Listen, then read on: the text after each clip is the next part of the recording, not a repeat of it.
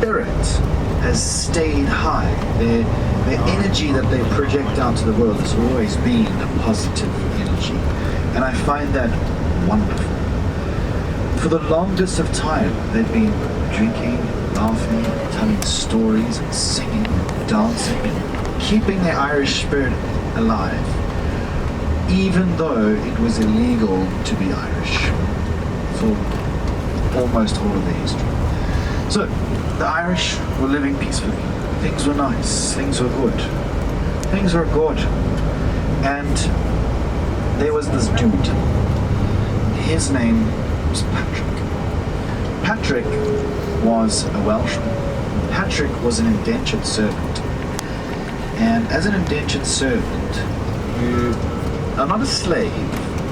You do get paid money for your labor, but it's not enough money to cover your, like, I don't know how to say it, like the owner, but the person who's giving you like board and food.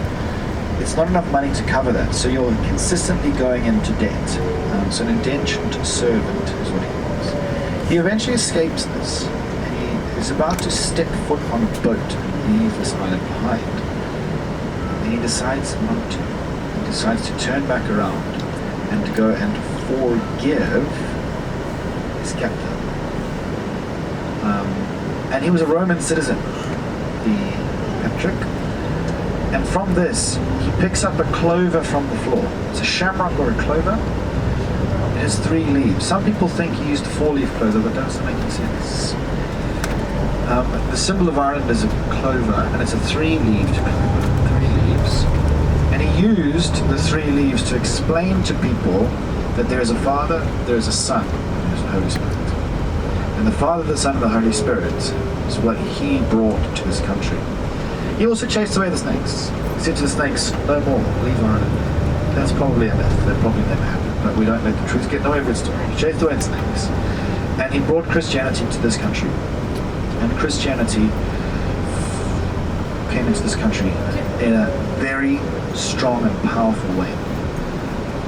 From St. Patrick, the Irish are living, cruising, their life is nice, things are great.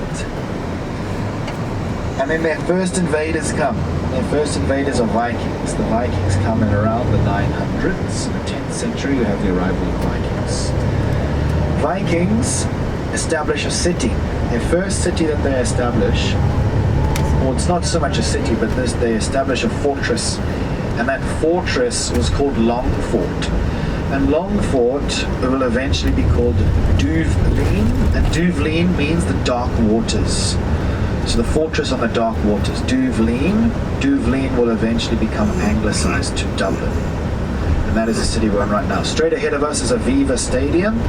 Aviva Stadium is the national rugby stadium for Ireland. This is also where Leinster play. So any rugby fans that follow the URC. Leinster won the URC this year, I think. Yeah, they did. The URC is the United Rugby Championship, and that is for teams from Ireland. It has teams from Wales, has teams from England, has teams from Scotland, has teams from South Africa. The United Rugby Championship.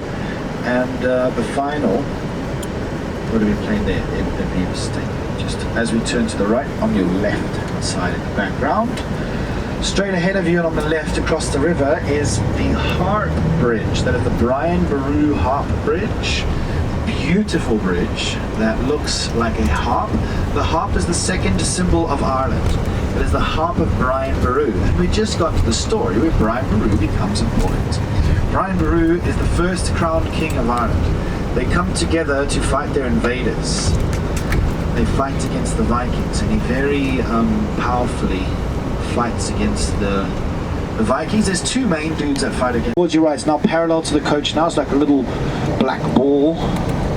Maybe you can see it, maybe not, doesn't matter. But it's a symbol that no matter how oppressed we get, we will always keep our fire firing.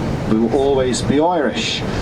As we make our turn to the right, look over the river to your right hand side. You'll see a beautiful building with a green roof.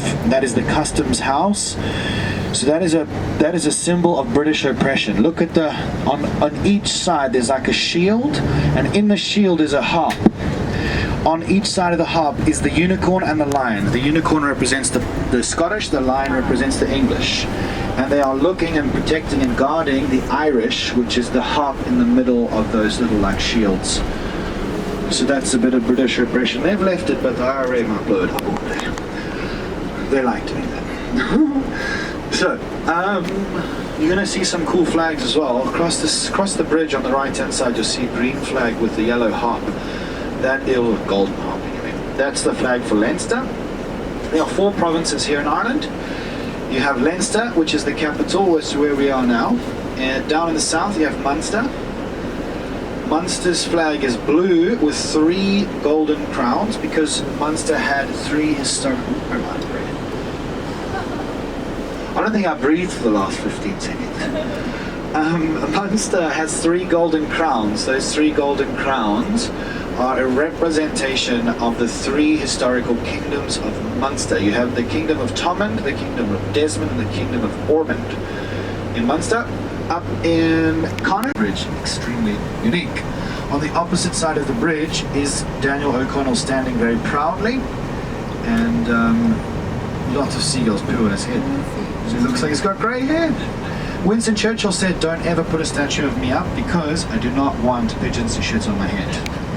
And there's statues of Winston Churchill everywhere. There's even one in Paris, which is great. So Daniel O'Connell Bridge is straight ahead of us on the right.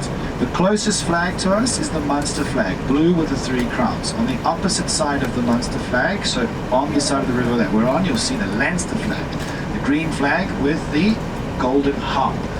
Far side of the river, you can see now flying. I want to get it to blow. Look, it's working. Damn it, almost.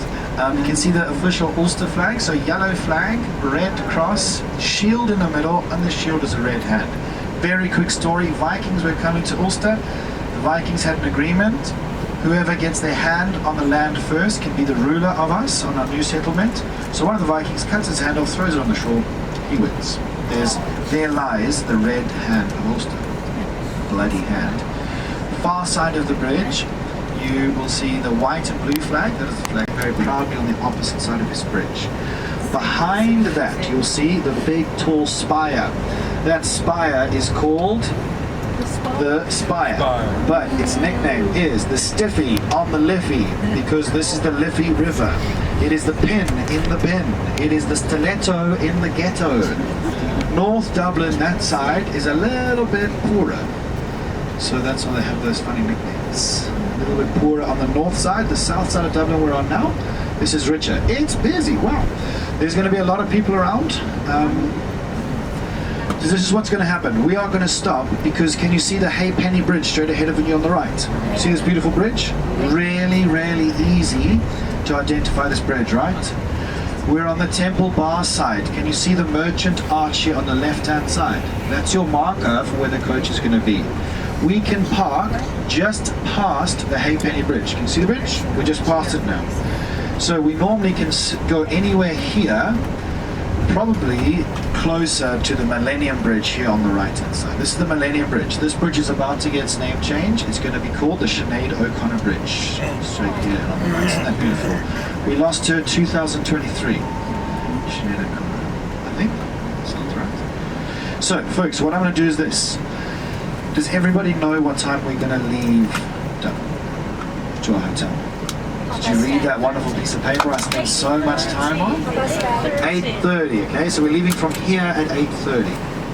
What I would recommend you do now is just walk.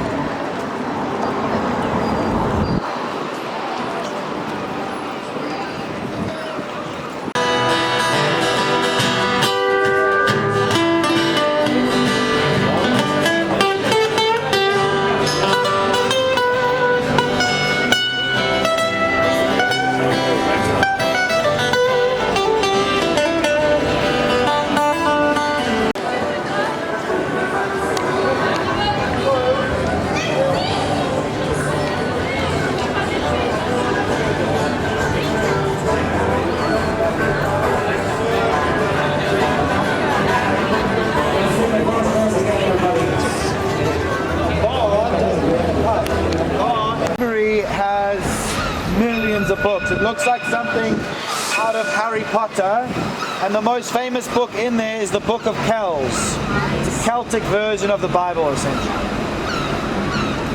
There's a guy in a statue. There's so many buses here today, I can't believe it. Behind that bus is a man standing there. Maybe you can see him soon, maybe not. No, that bus is in the way, but that's okay. He's one of the founders of Trinity College. His name is Edmund Burke.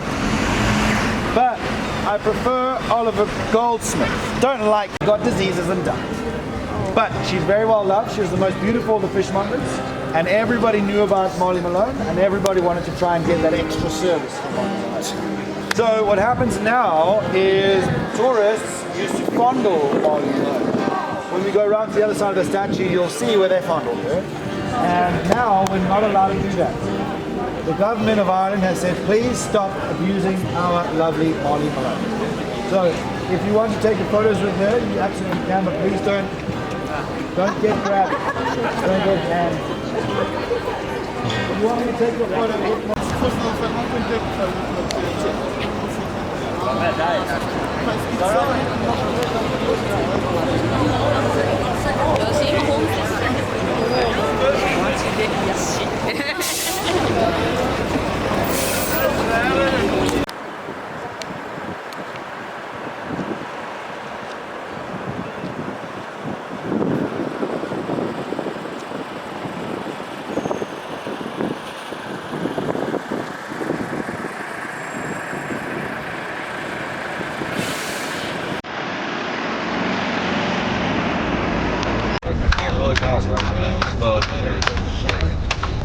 Everything okay? No, it's okay.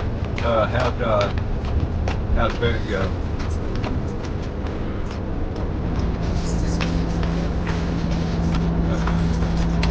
Okay, tomorrow's gonna be okay. Weather-wise.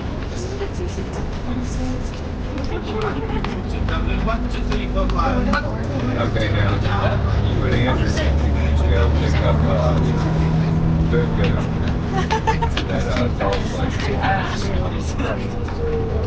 Okay. What? Yeah.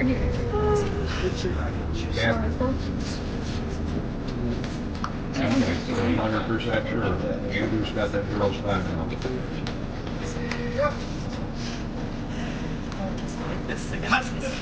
Okay, I mean, you gotta do it.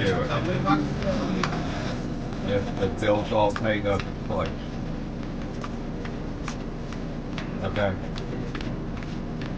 Promise. Okay, everything else okay?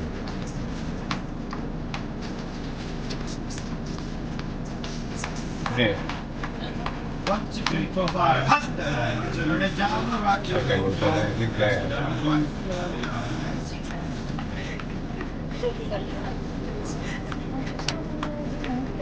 Well, thanks, but is it anything bad that's happened to you?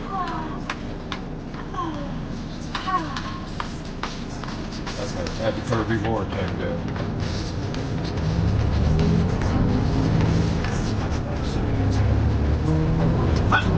Turn it down the rock.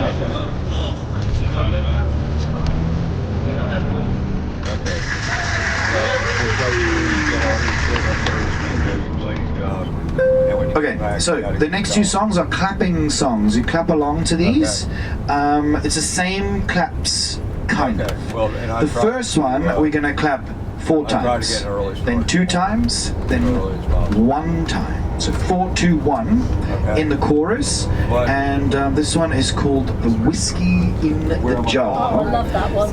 The Whiskey in the Jar. So when the chorus comes, you'll know when to clap. It'll just feel right. So 4 times, 2 times, 1 Say time. what? This is Whiskey in the Jar. Right now, for hotel, no.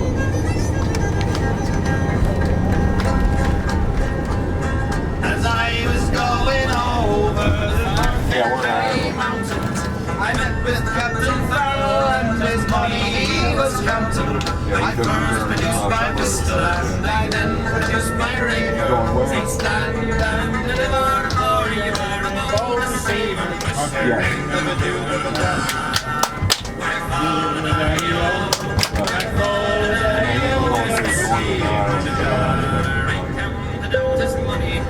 made a mistake. That one's actually 4 then 2 then none. 4-2-0. The next one's 4-2-1. Yeah, okay, so 4-2, Okay. 4-2-0. Okay, so did you feel that in the chorus there? Or do I need to stand up and I might have to lead you? Okay, let's try that one again. That's my bad. 4-2-0. 4-2-0.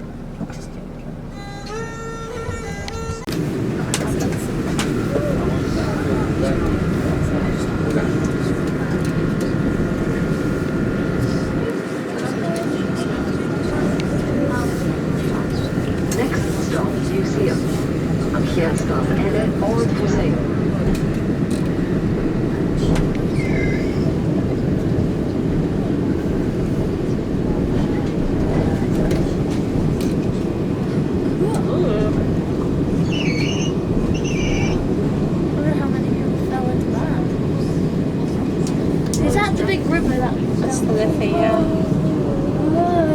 Tide must be out.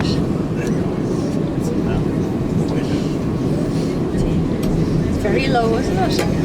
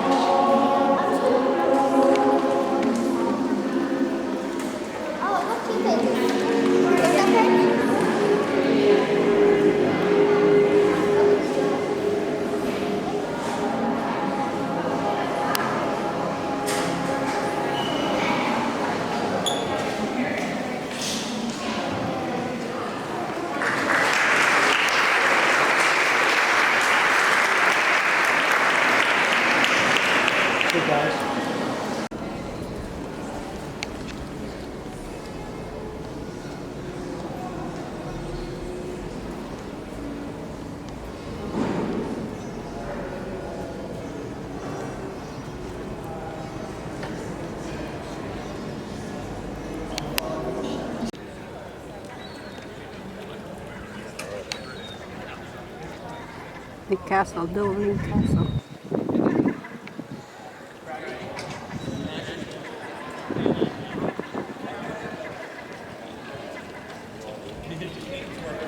And you're going to make a very boring beer, almost like American beer.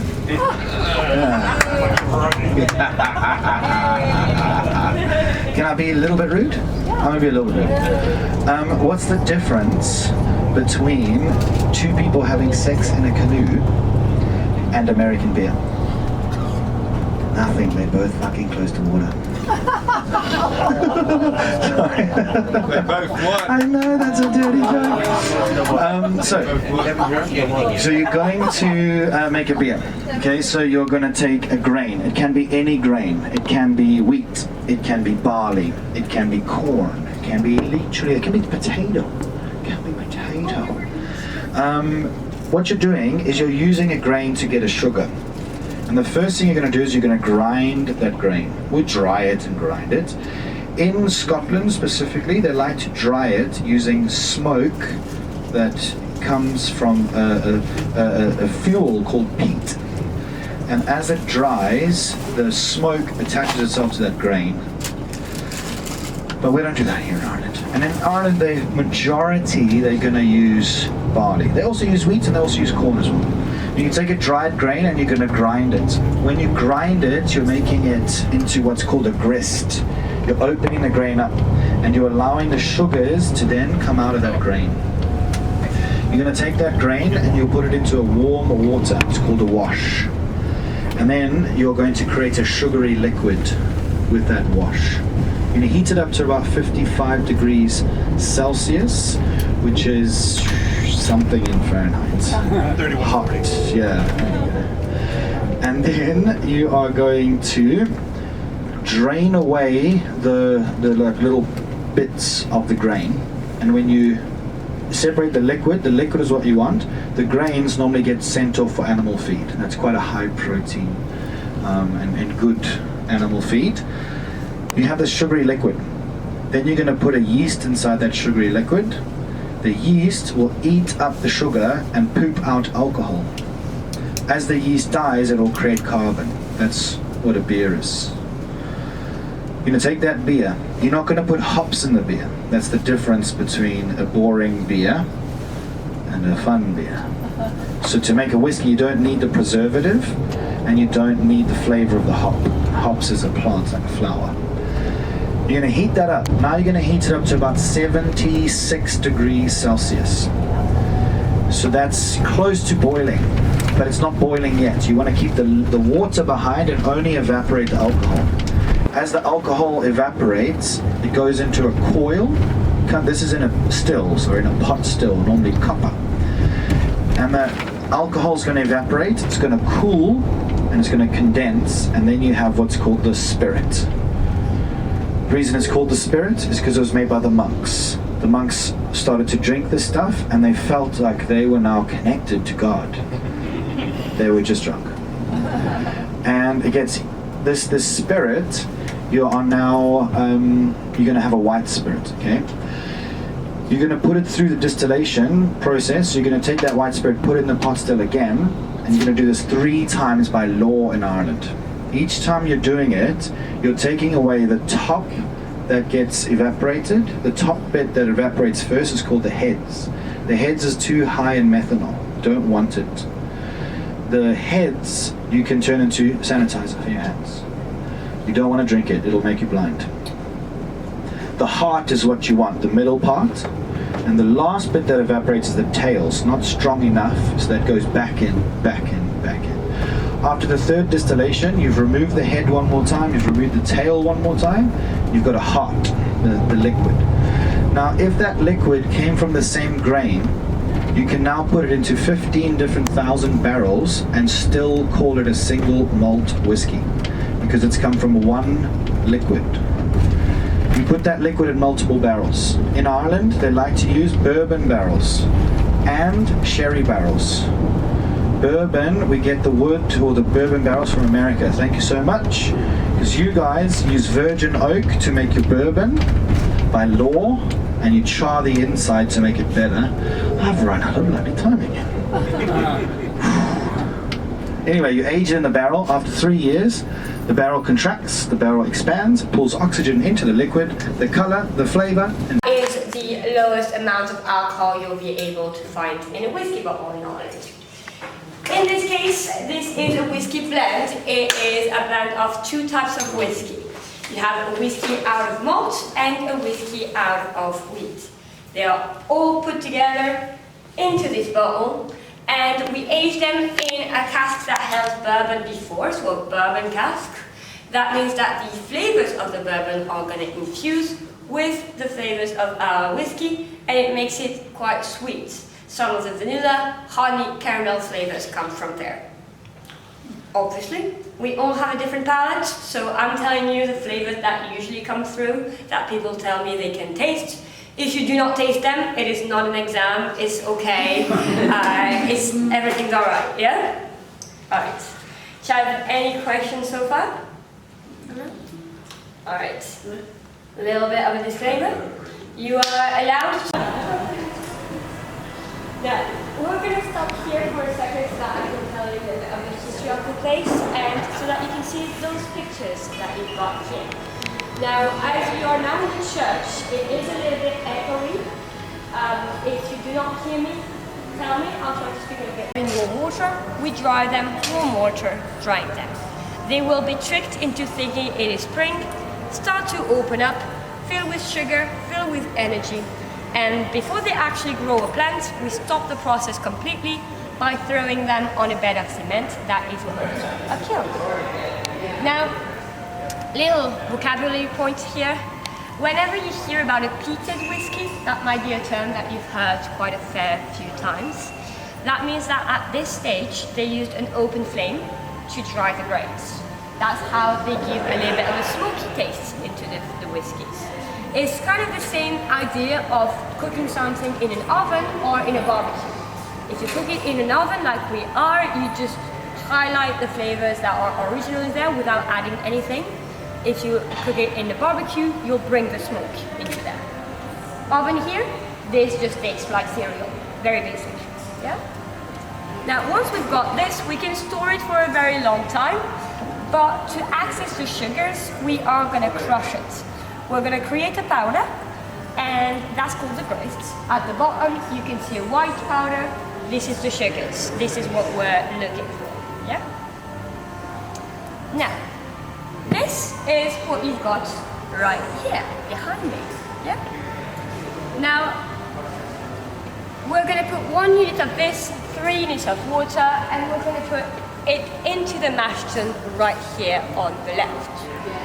We cook it all up, and we are gonna create a mash that looks a little bit like a porridge in a way. A very sweet porridge, yeah? This then goes into the lauter tun here on the right. This is going to work like a coffee filter. It drains out all of your solids from your liquids. The solids go to the bins here, they go back to the farm, the animals love them, we don't need them, yeah? The liquid that we're left with, it is a sugary water that's called the wort.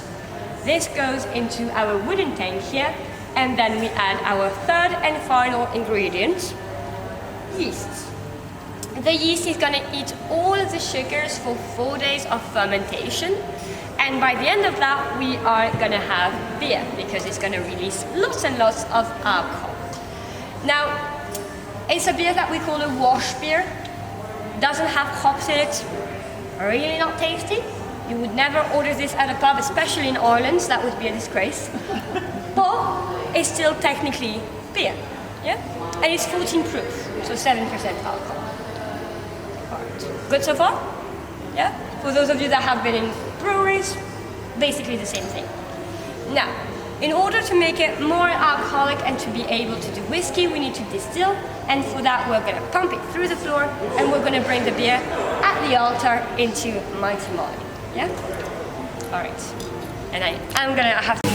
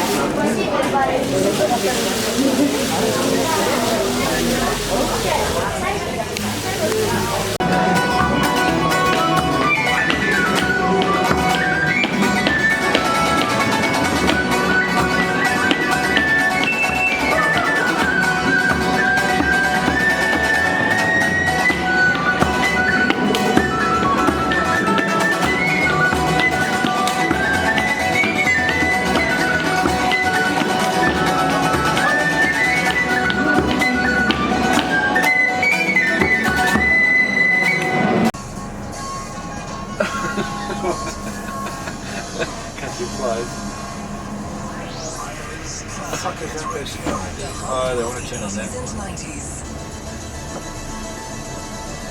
Then there's all these tattoos by the traffic light. That's one way to do it. Yeah, tattoos right by the traffic light. One with the black hair.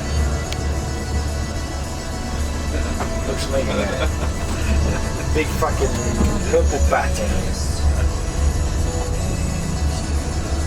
I think that's just a long history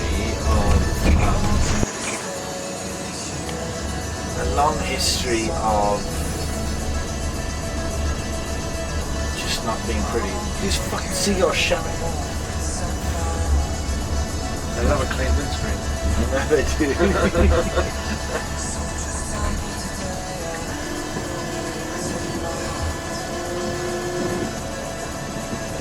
There's a video in.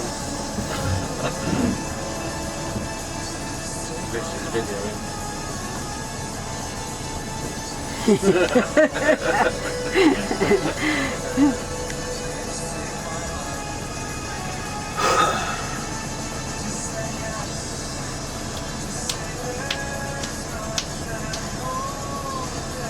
Where are all these bags from? See a lot of them on the bus. Oh, that would be like it's at You a have- school or something. You have to They go look back? Italian. You have to go back to pick up the rest of the group? Yeah. Oh, you can drop me here because I have to be in here in the Trinity. Is this where I can't drop you on right now. Okay. If we go a little bit further and get a red light, then we can drop you. But how's your Okay. phone? What's your charge on your phone? Yeah, I don't know, but that's right. I have to charge my phone. Can you check? But how much Can is you your check? phone? Can you check? 40%. 40%. Good.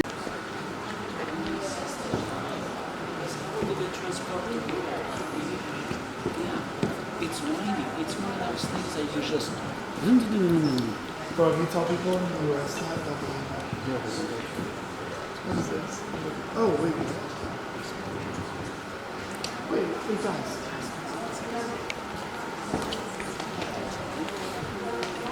I swear you didn't hear about the guys.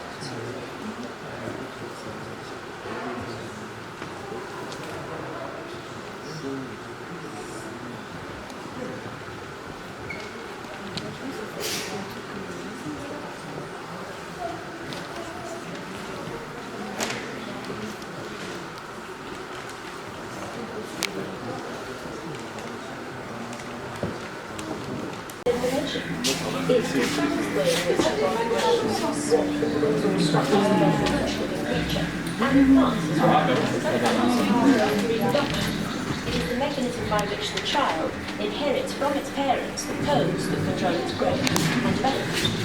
And our pictures help other scientists work out the structure of the DNA molecule.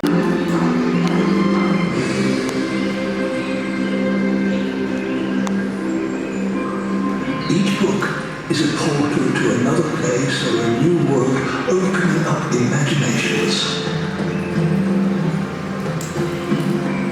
The colossal fabric collection arrived from the Netherlands in 1802, bringing thousands of wonderful maps, pamphlets, and botanical illustrations.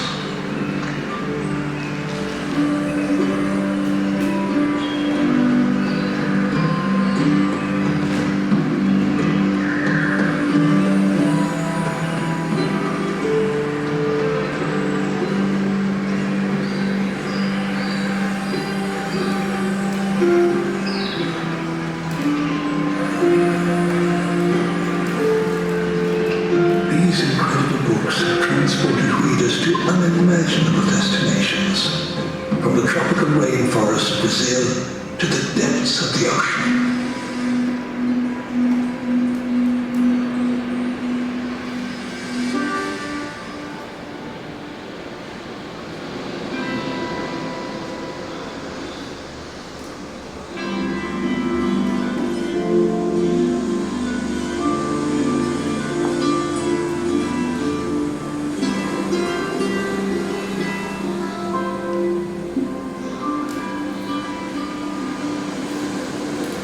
And of course, many readers here have chosen to follow in Gulliver's footsteps, simply losing themselves in Lilliput.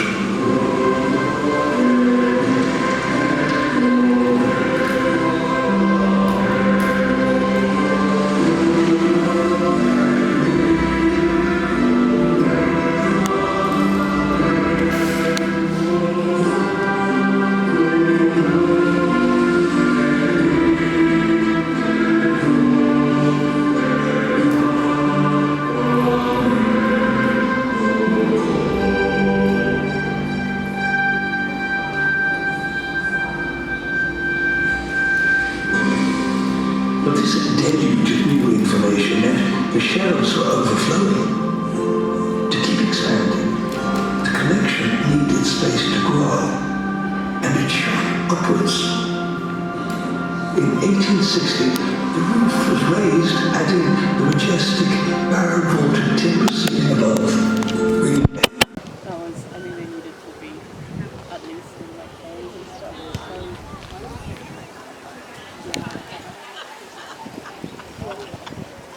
Oh, we going that way? Yeah. I thought we were going out. Oh, we could.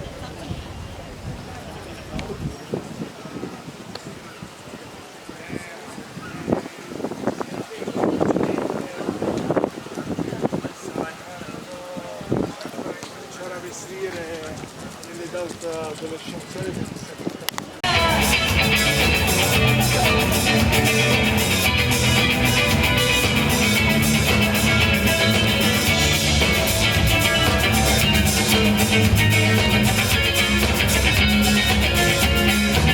Well, it took all the strength I had not to fall apart. Kept trying hard to mend the pieces of my broken heart.